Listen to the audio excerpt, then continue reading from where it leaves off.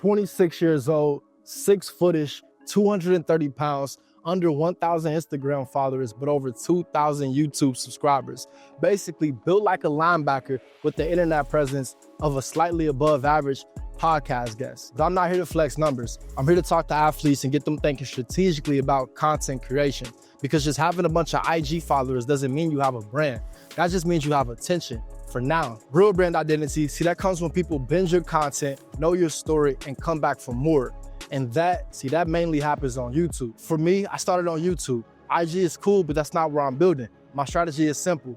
Focus on YouTube and building community, and let IG catch up when it does. So today we're breaking down exactly what kind of content you should create based on how known you actually are, and how to make that content work and be successful across multiple platforms. Without further ado, let's get into it. Get to stepping. All right, let's kick things off at tier 0, under 1,000 followers, AKA the unknown builder. We're gonna start off with yours truly. We'll start off with myself here. Now, I'm got under 1,000 Instagram followers, no hype squad, no blue, well, I do got a blue check mark, but that's because I paid for it. Now, what I really bring to the table is vibes and a tripod. That's what I bring to the table. So if I do a reel on IG of me, you know what I'm saying, doing a clean walking to the gym, I might get about 14 views. And, you know, my dad is going to be one of them. He's going to comment, you know, I'm proud of you, son, with a fire emoji under it. But I do got 2K YouTube subscribers, right? I got 2,000 subscribers on YouTube. And that mainly happened only because I started sharing stories, right? Sharing stories, teaching people, being transparent, and not faking any flossing, right? I ain't fake flexed at all through the YouTube channel. You go check the history, right? Now, at this level, at tier 1, your main goal isn't to go viral, right? It's to really go deep with the relationship with your audience. So you don't need 10,000 people watching you, right? You need 100 people watching consistently, and 100 people that genuinely care about your next step. Maybe they'll tell somebody, and maybe they'll keep boosting up your watch time. You get monetized, and then you know, peek into other lanes, or you really find yourself. But the main thing when you're building on YouTube is to actually go deep with your audience. Be genuine about who you are, and don't try to just have people watching for the sake of watching. Provide value when you're at this under 1K follower stage on Instagram when you're starting up, okay? Now, tier 1, well, let me preface this. Let me give you guys some honesty here. Now, I'm not going to be throwing shade throughout this video, but I am here to tell the truth.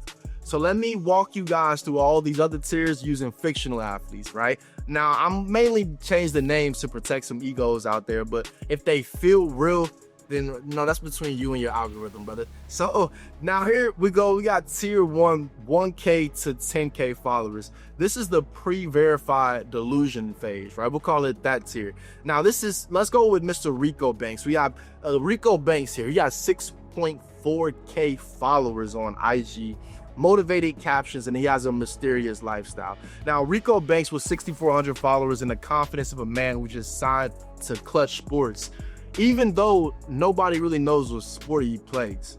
Now, his captions, they're all tunnel vision, you know what I'm saying? Silence the noise, bigger than ball.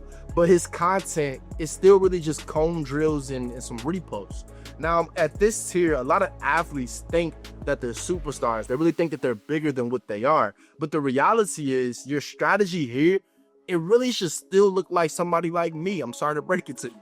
Your strategy here with 1 to 10K Instagram followers, it should look exactly like someone like me at tier 0 under 1,000 followers.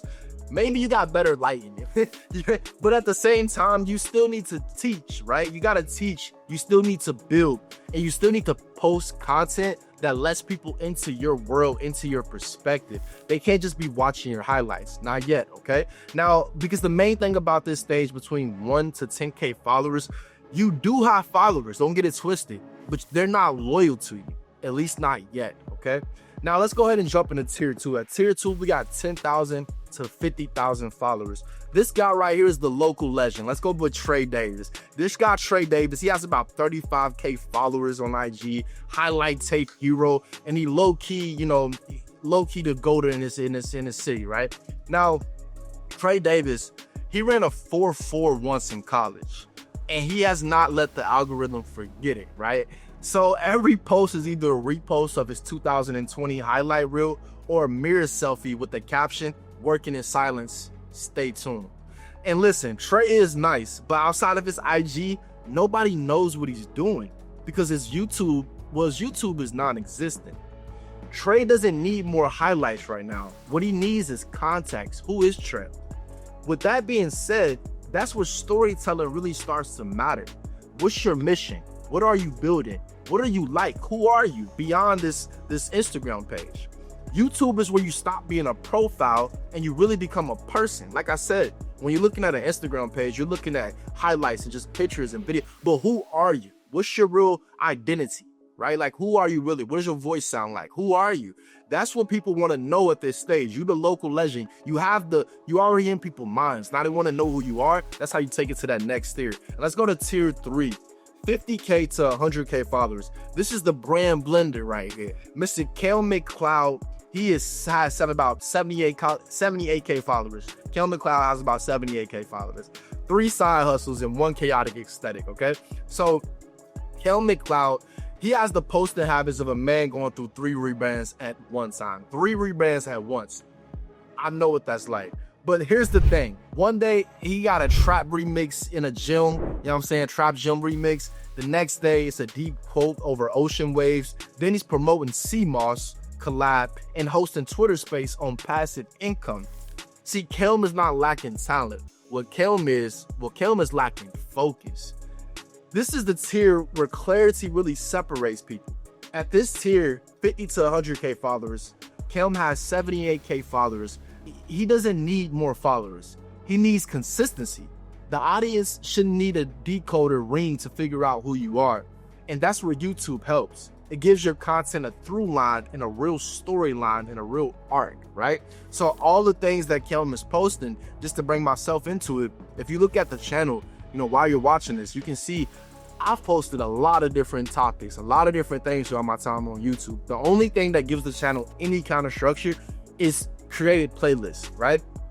So that's the difference between if you post it on IG or a TikTok or any of these other social media, just pure platforms. These platforms are designed just to keep you on the face in front of people, which is cool.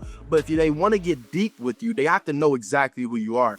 Everybody's not just one thing, right? We all have different sides to our character. So what you can at least have on your YouTube channel is different platform or different playlists. Those different playlists will take people to different things. Maybe this guy Kelm, he has a playlist that's just about personal vlogs. Maybe he has, partnership playlists, whatever it is. But now when somebody watches his channel, they want to be like, yo, or maybe you watching this, maybe you're an athlete watching this, you're watching this, you're, thinking about different content strategies, but you may stumble across, maybe you're an athlete, you also, going through receding hair. You might stumble across one of my hair videos. There's so many different avenues, but at least it's structured to the aspect of after you watch this video, what'll happen is our YouTube algorithm, my YouTube algorithm, your YouTube algorithm, it'll recommend you videos like this video from me, if depending on how long you watch it or depending on if you like this video, which by the way, consider liking the video. But that being said, that's what you want to have. You want to be able to put yourself in a position where you're not just spreading your, wings everywhere just because you can, just because you have the attention. No, it has to be structured.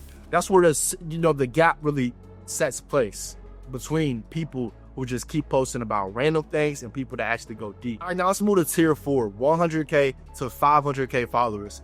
This is the recognized face, Mr. Nico Rivera. Now, Nico has 240K followers, always tagged, always reposted, but still has no real platform.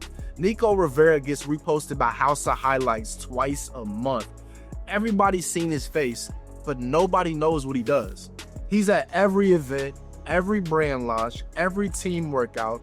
He's visible, but not known. Because Nico never built a hub. He built a feed. At this level, you need to start shaping perception, not just riding momentum. And that starts with ownership. YouTube gives you a space to talk, to explain, to evolve. If you're not on it by now, then really you're wasting your window. Somebody like him with 240,000 followers, playing, sports, whatever his, sport is, someone like him, the difference between him at tier 4 and tier 3, he has all the attention he's going to get, right? At tier 3, they're still, gaining more attention, which is cool. They still need to go deep, right? At this tier, at tier 4, if you don't go deep, then unless your notoriety just exceeds anything on the internet, then of course you'll get to tier 5. But at tier 4, if you go deep at tier 4, you have the ability to start earning massive amounts of money, 7-figure paydays from your brand itself, because people want to know who you are. People want to know who you are, right? That's the difference between a tier 4 stage and tier 3 stage. Tier 3, 78,000 followers. People could know who you are, but keep doing whatever else you're doing. They're fine with that. At tier 4, people genuinely want to know who you are. You're doing yourself a disservice by not capturing that attention and honing it and doing something with it. At this tier 4 stage, and then you'll see when you get to tier 5, depending on where your notoriety came from, your focus isn't going to be on social media, because maybe you don't have the bandwidth for it, or maybe you look at social media as a byproduct of where your notoriety actually came from.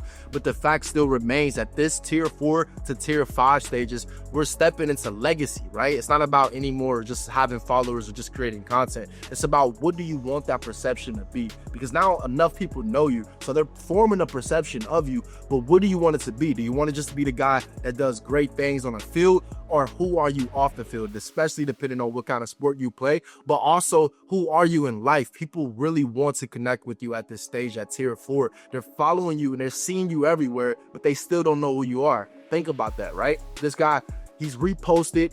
Everybody sees his face, but nobody knows what he does, right? And he's reposted doing these crazy highlights, but what does he actually do? Where does he play? What time does he wake up in the morning? What kind of workouts does he do? What's his favorite kind of workout? What does he eat? People want to know these things at this tier 4 stage. If you do that, then you can transform or transmute that attention into dollars, right?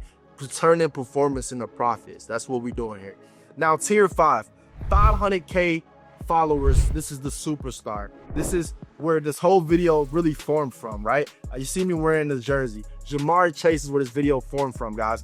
Now, Jamar Chase, he can drop a casual vlog and do 50,000 views in a couple of days. Shit, for 10 years, man.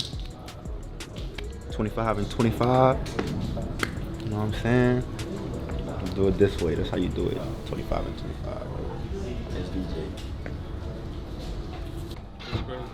This is a different stage, guys, but let me explain to you. Jamar Chase, like I said, he can post a video of 5 minutes, him, chilling in the car, shopping and laughing with teammates, and it clears 50,000 views in 10 days, under 10 days.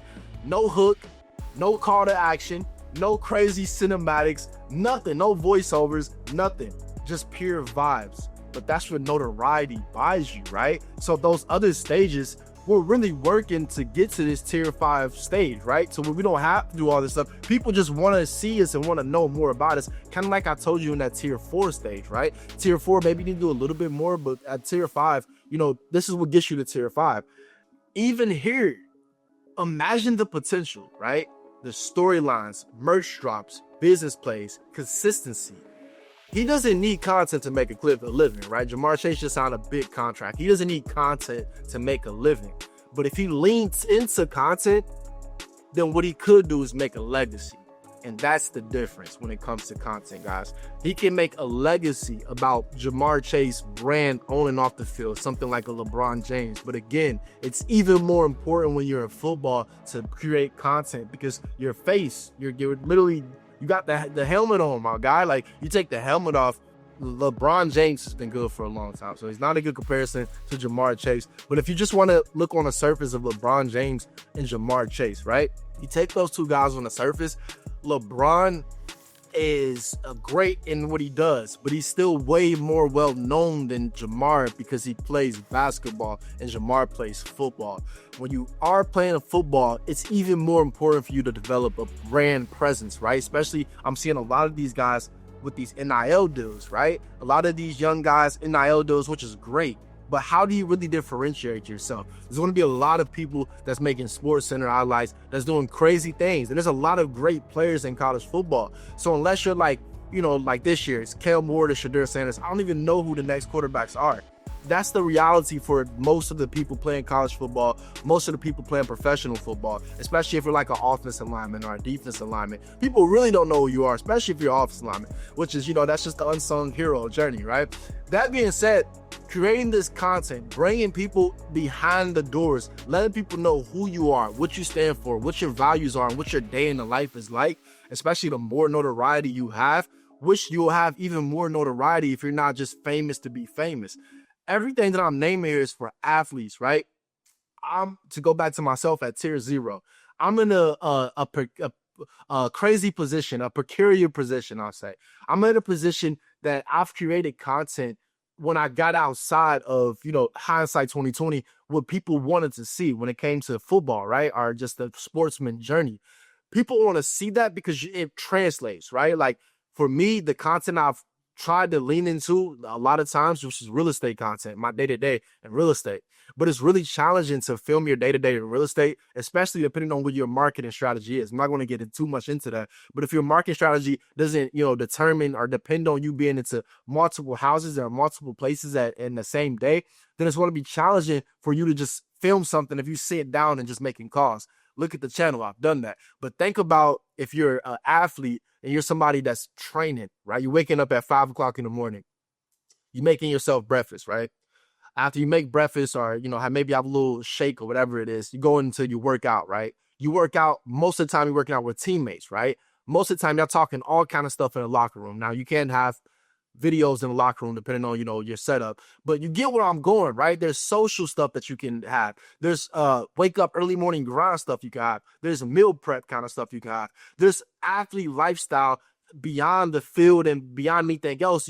People love to see what are just friends like kicking it, but they're also teammates on the field, right? All these different things are things that you have to lean into while your time is still your time. For me, when it comes to the athlete journey, athlete content, my time is up for that, right? Like I'll never be an athlete again when it comes to me being able to put on the pass. I'm an athlete in my mindset and how I approach my day and how I approach my life. But me being able to physically do that journey, that's not my calling anymore. That's not what I do. You watching this, you still can do that. There's people like me that might tap into that just because I was an athlete when it came to, I know what those days were like, right? So just understand that you'll be able to capture an audience that's bigger than what you do on the field, right? Take somebody that's capturing their day-to-day and what they've done this whole week, right? What do you think the person watching them is going to be more consumed with?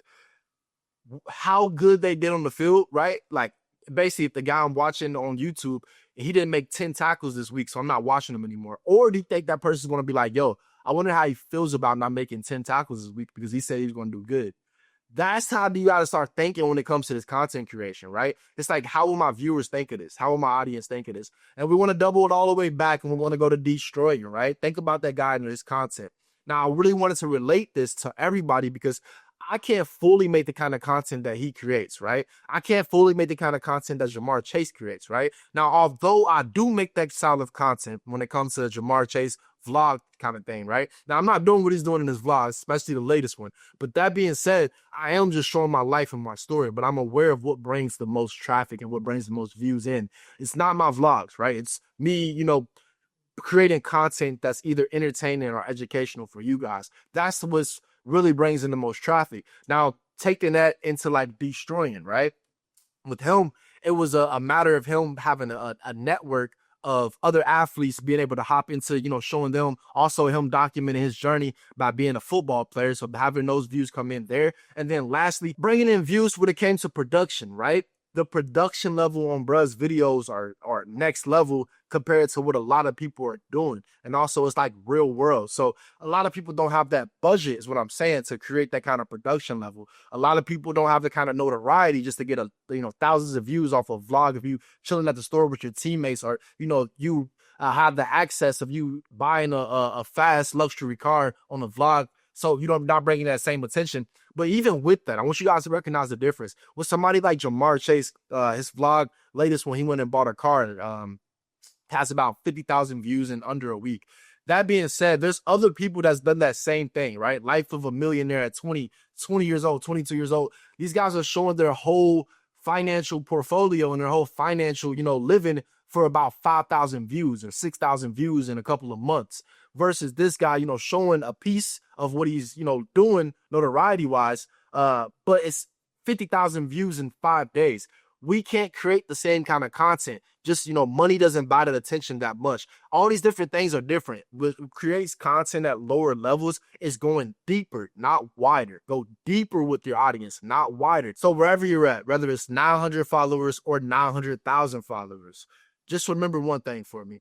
Your content, your level of content, what you're doing should match your level of notoriety that you have.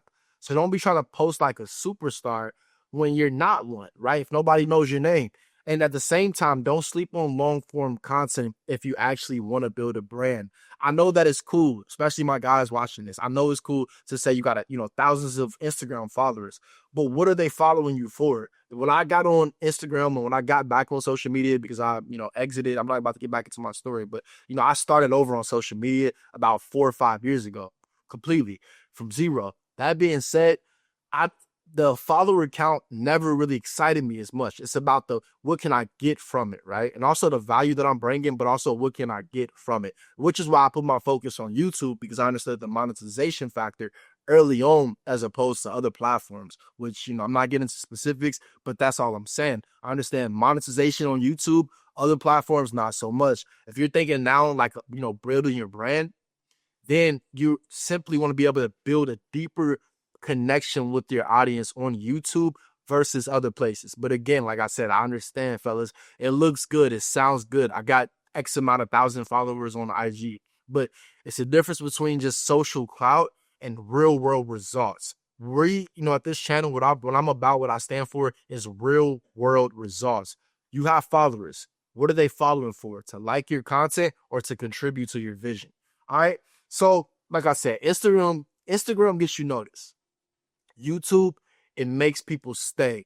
It makes people stay, care, and support. Not to say that that cannot happen on Instagram. It does happen. But I think people that have large followers on Instagram understand that that conversion is not fluid, right? There's people with 50,000 followers on Instagram, but like I just told you throughout these examples, they have YouTube channels. Their YouTube channels are either, you know, they don't have one or there's like 20 followers. And you're like, yo, how is that possible? It just depends on what platforms you grow on and what your style of content is. But at least craft the content strategy, all right? Now with myself, I'm under 1K on IG, but I know my strategy and I'm building on it one upload at a time, right? So look, drop your follower account in the comments and I'll tell you what kind of content that I feel like you should be creating based on the number of followers that you currently have. Remember, only reason that we compared this from YouTube to Instagram is because Instagram just shows notoriety, which gives you the strategy for YouTube. Ultimately, you want to build on YouTube. Like that's what you ultimately want to build on, right? But at the same time, this world is so Instagram, you know, TikTok and Twitter focused that a lot of people don't recognize the value of YouTube and the dopamine fix is quicker on Instagram. But remember, Instagram gets you seen. People see you, they notice you. YouTube makes people stay, follow you, like really follow what you're doing in life kind of thing. Really are really like tapped into your journey and they feel like they know you a little bit more. Understand that and you'll do just well. I appreciate you guys tuning in. Like I said, man, comment your number of followers. I'll figure out, you know, I'll give you my personal advice on what I feel like your content strategy should be. We can connect sometime. The athlete entrepreneur community is open. I should have promoted this at the beginning of the video, yo. But all of that being said, man, I appreciate y'all tuning in. Nonetheless, you know what to do. Get the stepping, get the stepping, get the stepping.